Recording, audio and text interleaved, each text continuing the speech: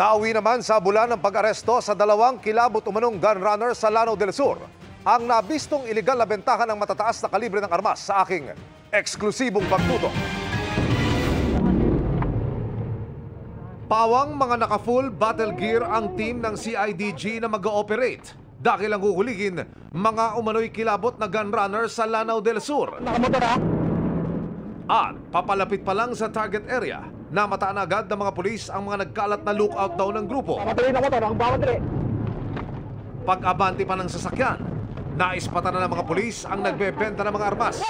Ito na ang mga sumunod na tagpo.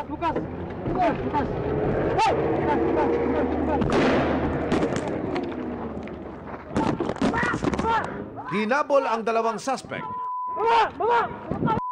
na pumwesto sa magkahiwalay na lugar. Ang isa nagtangka para tumakas. Dapa agad. Kamay.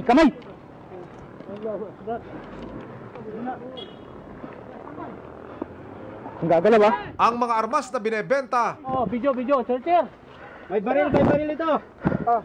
Inulog niya dito. Sinubok pa raw itago ng mabulilyaso ang deal. May pistol ito. Nahulog yan. Hanapin ito. Dito.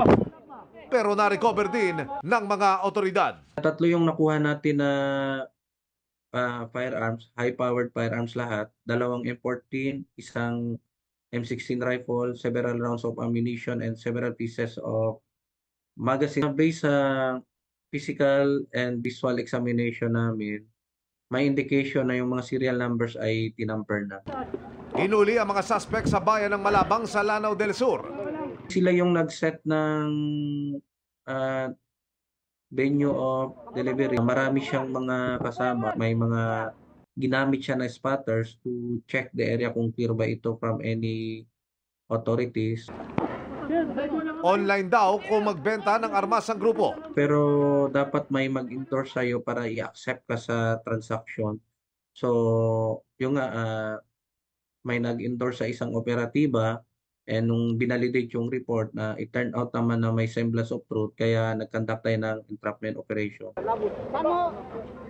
Patuloy namin sinusubok na makuha ng panig ang mga arestado. Itong operation na to, sir, ay napakahalaga considering papalapit na yung filing of candidacy, and we cannot discount the possibility na itong mga firearms na to ay mapunta sa mga hindi authorized individuals na umawak ng baril, and eventually there is a great possibility na magamit ito sa pag-commit ng mga crimes.